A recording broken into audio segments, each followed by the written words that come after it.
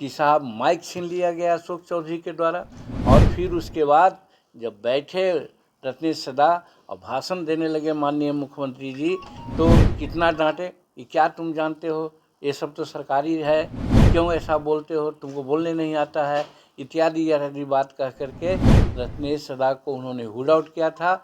जैसे जीतन मांझी को विधानसभा में यही बात पूछने पर बिहार के पूर्व मुख्यमंत्री जीतन राम मांझी ने नीतीश कुमार को दलित विरोधी बताया है। उन्होंने कहा कि नीतीश कुमार बिहार में भीम संसद का आयोजन करवाते हैं और उसमें दलितों का अपमान करते हैं। बिहार सरकार में जदयू कोटे से आने वाले मंत्री रत्नेश सादा को उन्होंने नसीहत दी कि आपको इस्तीफा दे देना चाहिए। उन्होंने कहा कि रत्नेश सादा जब दलितों की हक में बोलने उठे तो उन्हें हाथ पकड़कर बैठा दिया गया और उन्हें डांटा गया कि तुम क्या जानते हो, ये लोग सरकारी हैं, तुम्हें समझ नहीं है, कुछ भी बोलते हो। जीतन राम मांझी ने साफ लफ्जों में कहा है कि रत्नेश सादा को इस्तीफा दे देना चाहिए। बेइज्जत होकर कोई कैसे मंत्री पद पर बना रह सकता है। जीतन राम मांझी ने यह भी कहा कि मुझे विधानसभा के फ्लोर पर मुख्यमंत्री नीतीश कुमार ने बेइज्जत किया, अगर वह विधानसभा का फ्लोर नहीं होता तो मैं भी बर्दाश्त नहीं करता। पहले सुनिए जीतन राम मांझी के उस पूरे बयान को।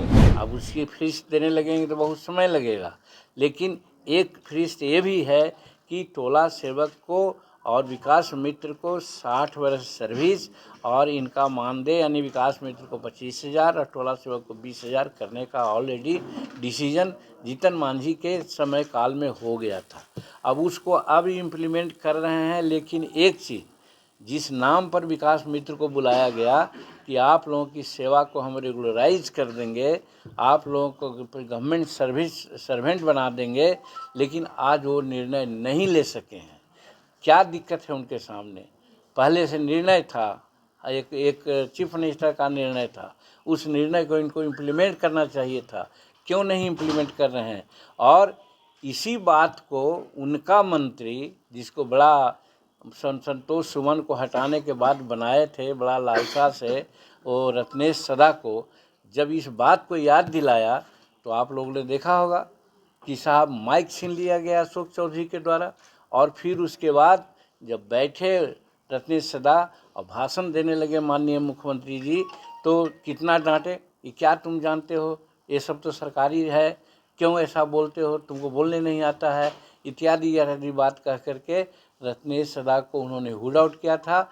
जैसे जीतन मांझी को विधानसभा में यही बात पूछने पर कि 1971 से आरक्षण प्रमोशन में लागू है और अभी तक के 16% आरक्षण था पहले, तो अब तक पूरा होना चाहिए था, लेकिन आरक्षण मात्र 3.7% है।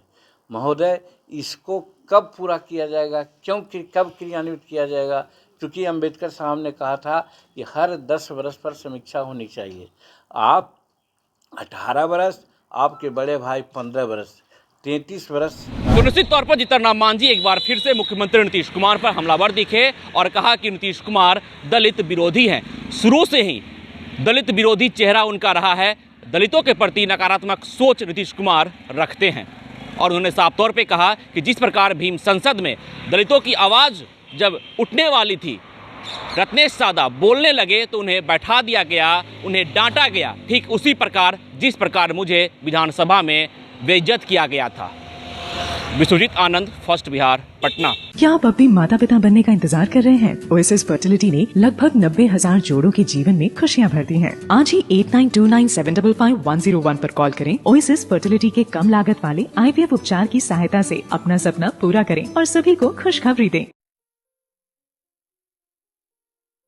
ये लो, मुंह मीठा करो। आज मैंने अपना जॉब छोड़ दिया, अब हम पूर्णिया वापस जाएंगे। जॉब छोड़ दिया है? मतलब ये घर कैसे चलेगा? हम करेंगे क्या? और माँ बाबूजी क्या बोलेंगे? इसलिए मैं एक और मिठाई का डब्बा लाया। अपने बिजनेस के लिए लोन अप्रूव हो गया। अरे लोन अप्रूव हो गया वो तो ठीक है, लेकिन पूर्णिया में हम रहेंगे कहाँ? अपना घर भी तो नहीं है वहाँ। इसलिए तो एक और मिठाई का डब्बा अलग से लाया हूँ। हमने पूर्णिया में घर ले लिया है, पूर्णिया के ई होम्स पैनोरमा में।